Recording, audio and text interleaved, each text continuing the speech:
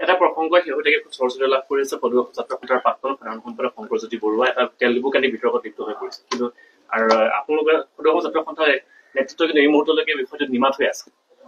চাওক, দুলীয়াজানৰ petrol pump এটা কেন্দ্ৰ কৰি যিটো বিষয় উত্থাপন হৈছে, দুটা ব্যৱসায়িক গোষ্ঠীৰ মাজত এটা পেট্ৰল পাম্পক লৈ ব্যৱসায়িক সংঘাত। কোনোবা এগৰাকী সিং উপাধিৰ বিহাৰী সম্প্ৰদায়ৰ এগৰাকী ব্যৱসায়ী আৰু চাহি উপাধিৰ বিহাৰী সম্প্ৰদায়ৰে আন এগৰাকী ব্যৱসায়ীৰ মাজত এটা পেট্ৰল পাম্প দখলক লৈ হোৱা এখন ব্যক্তিগত কাজিয়াত নিজৰ চিন্তা, নিজৰ সময় আৰু নিজৰ শক্তি সদৌ অসম ছাত্ৰ সন্থাই খৰচ কৰাৰ কোনো অৰ্থ নাই। গতিকে দুটা ব্যৱসায়িক গোষ্ঠীৰ মাজত হোৱা এই ব্যৱসায়িক সংঘাত ছাত্ৰ সন্থাৰ বিষয়বস্তু হ'ব নোৱাৰে কাৰণে ছাত্ৰ সন্থাই এই বিষয়ত চিন্তা কৰাৰ, এই বিষয়ত সময় শক্তি অপচয় কৰাৰ কিবা অৰ্থ আছে বুলি অনুভৱ কৰা নাই।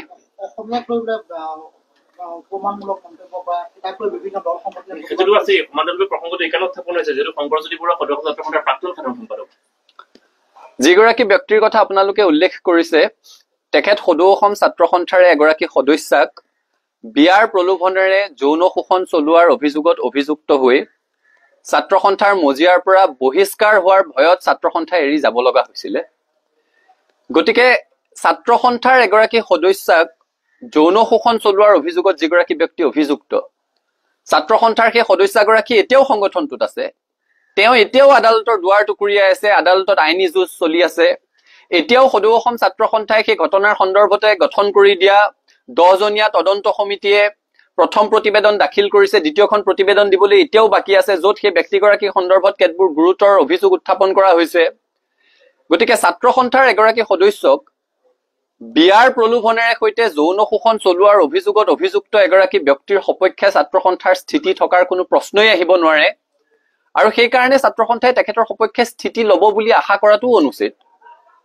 কাৰণ আমাৰ ঘৰৰ এগৰাকী ছোৱালী, সেই ছাত্ৰীগৰাকীৰ মাকে কৰা ফোনটো, সেই ছাত্ৰীগৰাকীৰ মাকে সময়ে সময়ে আমাৰ সৈতে পতা কথা বতৰাবিলাক আমাৰ মনত এতিয়াও বিধি থাকে যে মোৰ ছোৱালীজনীক আচু কৰিবলৈ পঠিয়াইছিলো, তাইৰ লগত কিয় এনেকুৱা হবলৈ পালে, তোমালোকে তাইক ন্যায় দিব নোৱাৰিলা। সেই ছাত্ৰীগৰাকী আজিও ছাত্ৰ সন্থা কৰি আছে। দেখিছো বহুতে ছাত্ৰ সন্থাৰ এই সন্দৰ্ভত এটা স্থিতি আশা কৰিছিলে, কিন্তু নিজৰ ঘৰৰ এগৰাকী সদস্যাক যৌন শোষণৰ অভিযোগত অভিযুক্ত এগৰাকী ব্যক্তিৰ সপক্ষে ছাত্ৰ সন্থাই স্থিতি লোৱাৰ কোনো প্ৰশ্নই আহিব নোৱাৰে। এই সন্দৰ্ভত বহুজনে আমাক সমালোচনা কৰাও পৰিলক্ষিত হৈছে। সামাজিক মাধ্যমত বিভিন্ন ধৰণৰ কথা বতৰা আলোচনা হৈছে। সকলোৱে নিজে এবাৰ সেই কথাটো উপলব্ধি কৰিলেই হ'ল, নিজৰ ঘৰৰ এগৰাকী যুৱতী, নিজৰ পৰিয়ালৰ এগৰাকী সদস্যা, আৰু কেৱল প্ৰেমৰ সম্পৰ্ক নহয়, বিয়াৰ প্ৰলোভনেৰে সৈতে যৌন শোষণৰ অভিযোগত অভিযুক্ত। তেনে প্ৰেক্ষাপটত সদৌ অসম ছাত্ৰ সন্থাই সেইগৰাকী অভিযুক্ত ব্যক্তিৰ প্ৰতি কোনো ধৰণৰ অনুকম্পা দেখুওৱা, কোনো ধৰণৰ স্থিতি প্ৰকাশ কৰাৰ কোনো প্ৰশ্নই থাকিব নোৱাৰে। আৰু ছাত্ৰ সন্থাৰ পৰা সেইটো আশা নকৰিবলৈহে সকলোকে অনুৰোধ জনাইছো।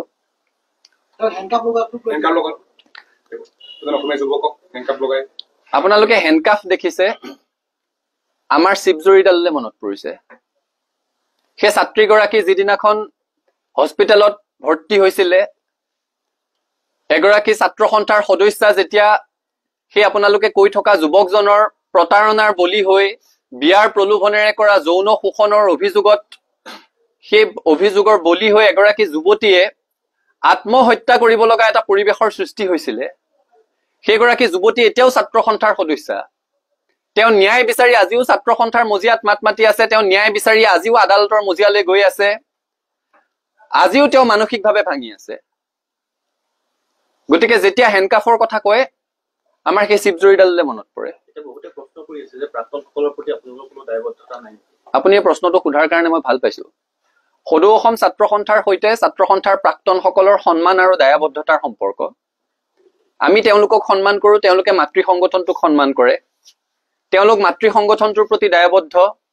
আমিও অৰাজনৈতিকভাৱে মৰ্যাদা সহকাৰে জীৱন নিৰ্বাহ কৰি থকা প্ৰতিগৰাকী ছাত্ৰ সন্থাৰ প্ৰাক্তনৰ প্ৰতি আমাৰ সন্মান আছে, আমি তেওঁলোকৰ প্ৰতি দায়বদ্ধ। কিন্তু ছাত্ৰ সন্থাৰ মজিয়াত অতীজৰে পৰা এটা পৰম্পৰা চলি আছে যে ছাত্ৰ সন্থাৰ পৰা যদি কোনোবাই ছাত্ৰ সন্থাৰ অহিত কাম কৰি বহিষ্কৃত হয়, তেওঁলোকে ছাত্ৰ সন্থাৰ প্ৰাক্তন হিচাপে সেই মৰ্যাদাটো নাপায়। এই যিগৰাকী ব্যক্তি ছাত্ৰ সন্থাৰ এগৰাকী সদস্যাক যৌন শোষণৰ অভিযোগত অভিযুক্ত, তেওঁ বহিষ্কাৰ হোৱাৰ ভয়ত ছাত্ৰ সন্থা ত্যাগ কৰি গুচি যাবলগীয়া হৈছিলে। গতিকে মই সকলোকে অনুৰোধ কৰিম ছাত্ৰ সন্থাৰ লাখ লাখ প্ৰাক্তন কৰ্মকৰ্তাক যৌন শোষণৰ অভিযোগত অভিযুক্ত হৈ বিয়াৰ প্ৰলোভনেৰে নিজৰ কামনা চৰিতাৰ্থ কৰাৰ অভিযোগত অভিযুক্ত হৈ ছাত্ৰ সন্থাৰ পৰা বহিষ্কাৰ হোৱাৰ ভয়ত ছাত্ৰ সন্থা এৰি গুচি যাবলগীয়া হোৱা এগৰাকী সদস্যৰ সৈতে তুলনা নকৰিবৰ কাৰণে মই সকলোকে অনুৰোধ কৰিম। ছাত্ৰ সন্থাৰ প্ৰাক্তনসকলে মৰ্যাদা সহকাৰে জীৱন নিৰ্বাহ কৰি আছে। কোনোবা খুব প্ৰতিষ্ঠিত হৈছে, কোনোবা প্ৰতিষ্ঠিত হ'ব পৰা নাই, দুবেলা দুসাঁজ কষ্টৰে খাই আছে, কিন্তু কোনো অনা অসমীয়া ব্যৱসায়ীৰ হৈ পেট্ৰল পাম্প দখল কৰিব গৈছে বুলি অভিযোগত আজিলৈকে কোনো প্ৰাক্তন ছাত্ৰ সন্থাৰ নেতা অভিযুক্ত হোৱা নাই। গতিকে প্ৰাক্তনসকলক তেখেতৰ সৈতে তুলনা কৰি একাকাৰ নকৰিবৰ কাৰণে সকলোকে অনুৰোধ জনাইছো। ছাত্ৰ সন্থাৰ পৰা মৰ্যাদা সহকাৰে বিদায় লোৱা আৰু সমাজত মৰ্যাদা সহকাৰে জীৱন ধাৰণ কৰি থকা ছাত্ৰ সন্থাৰ প্ৰতিগৰাকী প্ৰাক্তন কৰ্মকৰ্তাৰ প্ৰতি ছাত্ৰ সন্থাৰ সন্মান আছে, সমীহ আছে, ভালপোৱা আছে, দায়বদ্ধতা আছে। কিন্তু আপোনালোকৰ এনে স্থিতিৰ বিপৰীতে বহু প্ৰাক্তন ছাত্ৰ নেতাই তেওঁ সপক্ষত থিয় দিয়া পৰিলক্ষিত হৈছে। সকলোৰে নিজস্ব অধিকাৰ আছে, আমি কৈছোৱে সকলোৰে নিজস্ব অধিকাৰ আছে। ছাত্ৰ সন্থাৰ বৰ্তমান আমি নেতৃত্বত আছো। এগৰাকী ছাত্ৰ সন্থাৰ সদস্যা সেই ব্যক্তিগৰাকীৰ বিয়াৰ প্ৰলোভনেৰে যৌন শোষণৰ অভিযোগ তুলিছে। সেই অভিযোগৰ ভিত্তিত সেইগৰাকী ব্যক্তিয়ে ছাত্ৰ সন্থাৰ পৰা এক প্ৰকাৰ পলাই যাব লগা পৰিৱেশৰ সৃষ্টি হৈছিলে বহিষ্কাৰ হোৱাৰ ভয়ত। তেনে প্ৰেক্ষাপটত ছাত্ৰ সন্থাই তেখেতৰ হৈ স্থিতি লোৱাটো অনুচিত আৰু ছাত্ৰ সন্থাৰ পৰা সেইটো আশা নকৰিবলৈ সকলোকে অনুৰোধ জনাইছো। বাকী আন কাৰ কি স্থিতি আছে, এখন গণতান্ত্ৰিক দেশত সকলোৰে স্থিতি লোৱাৰ অধিকাৰ আছে। বিএনচিং পেট্ৰল পাম্পত দেখিবলৈ পোৱা গৈছিল যিখন কাজিয়াৰ সামাজিক মাধ্যমত ভাইৰেল হৈ পৰিছিল, তাত দুলীয়াজান আঞ্চলিক ছাত্ৰ সন্থাৰ সভাপতি দিগন্ত বৰাক দেখিবলৈ পোৱা গৈছিল। এই ক্ষেত্ৰত ছাত্ৰ সন্থাই তেওঁৰ প্ৰতি কিবা বিশেষ ব্যৱস্থা ল'ব নেকি?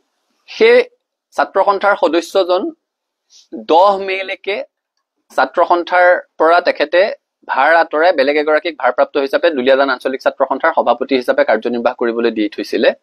10 মেৰ পিছত পৰৱৰ্তী পৰ্যায়ত আলাপ আলোচনাৰ মাজেৰে তেখেতক কাৰ্যভাৰ তেওঁ গ্ৰহণ কৰিব নে নকৰিব সেই সিদ্ধান্তটো লোৱাৰ কথা আছিলে। 10 মেৰ পিছত সেই ধৰণৰ কোনো সভা হোৱা নাই। এতিয়া আন এগৰাকী ব্যক্তিয়ে ভাৰপ্ৰাপ্ত সভাপতি হিচাপে দুলীয়াজান আঞ্চলিক ছাত্ৰ সন্থা পৰিচালনা কৰি আছে।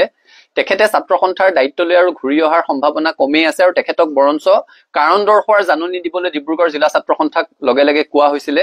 ডিব্ৰুগড় জিলা ছাত্ৰ সন্থাই আমাক জনাইছে যে তেখেতক কাৰণ দৰ্শোৱাৰ জাননী দিবৰ কাৰণে তেখেতক এতিয়ালৈকে বিচাৰি পোৱা নাই। গতিকে তেখেতক কাৰণ দৰ্শোৱাৰ জাননী দিয়া হ'ব। ছাত্ৰ সন্থাৰ মজিয়াত এই ধৰণৰ কথা কোনো কাৰণত সহ্য কৰা নহ'ব। এটা কথা স্পষ্ট, খিলঞ্জীয়া মানুহৰ অধিকাৰ সুৰক্ষিত হ'বই লাগিব। এতিয়া দেখিছো এটা বিষয়ক লৈ সকলোৰে গা জ্বলিছে, জ্বলাটো উচিত, যে অসমীয়া জাতিক ফ্ৰী মে খানেৱালাহে বুলি কৈছে নেকি? কাৰণ বিহাৰী সম্প্ৰদায়ৰ এগৰাকী ব্যক্তি যাৰ বিহাৰত বংশোদ্ভৱ, যিখন বিহাৰ স্বাধীনতাৰ 8টা দশক প্ৰায় সম্পূৰ্ণ হোৱাৰ সময়তো দেশৰ আটাইতকৈ অৰ্থনৈতিকভাৱে পিছপৰা ৰাজ্য, যিখন বিহাৰৰ প্ৰথম আৰু প্ৰধান সমস্যাটোৱে হৈছে পলায়ন। তেওঁলোকে তাত কাম কাজ নাই কাৰণে বেলেগ ৰাজ্যলৈ পলায়ন কৰে, শ্ৰম কৰিবলৈ যায়। গতিকে তেনেকুৱা এখন ৰাজ্যৰ বংশোদ্ভৱ এগৰাকী ব্যক্তিয়ে অসমৰ মানুহে ফ্ৰী মে খানেৱালাহে বুলি কোৱা কথাটো কোনো কাৰণত গ্ৰহণযোগ্য নহয়। আৰু যদি জাতিটোৰ প্ৰতি তেনে বিৰূপ মন্তব্য কৰিছে তেতিয়াহ'লে আৰক্ষীয়ে ব্যৱস্থা গ্ৰহণ কৰিব লাগে। আৰক্ষীয়ে তেওঁক সোধপোছ কৰিবলৈ লৈ গৈছিলে, আটক কৰিছিলে, এৰি দিছে এতিয়া। আৰক্ষীয়েও স্থিতি স্পষ্ট কৰা উচিত আচলতে সেই যুৱতীগৰাকীয়ে কি ক'লে তাত। অসমীয়া জাতিক লৈ যদি এই অপমান কৰিছে, কোনো জাতীয় সংগঠনক লৈ যদি এই অপমান কৰিছে, তেতিয়াহ'লে তাৰ বিহিত ব্যৱস্থা গ্ৰহণ কৰিব লাগিব। কিন্তু যদি তেওঁলোকৰ পেট্ৰল পাম্পটো দখল কৰিব যোৱা বুলি যিটো অভিযোগ উত্থাপন কৰিছে, সেই পেট্ৰল পাম্প দখল কৰিবলৈ যোৱা সেই তেওঁলোকৰ প্ৰতিদ্বন্দ্বী ব্যৱসায়িক গোষ্ঠীটো বা সেই ব্যৱসায়িক গোষ্ঠীটোৰ হৈ যোৱা কোনোবা ব্যক্তিক কৈছিলে তেওঁলোকে কিন্তু জাতিটোক প্ৰতিনিধিত্ব নকৰে, তেওঁলোকে কোনো জাতীয় সংগঠনকো প্ৰতিনিধিত্ব কৰিব নোৱাৰে। গতিকে কাৰ কথা কৈছে এইটো স্পষ্ট হ'ব লাগে। আৰু যদি জাতিটোক লৈ কৈছে কোনো কাৰণত গ্ৰহণযোগ্য নহয়, চৰকাৰে বিহিত ব্যৱস্থা গ্ৰহণ কৰিবৰ কাৰণে আমি দাবী জনাইছো।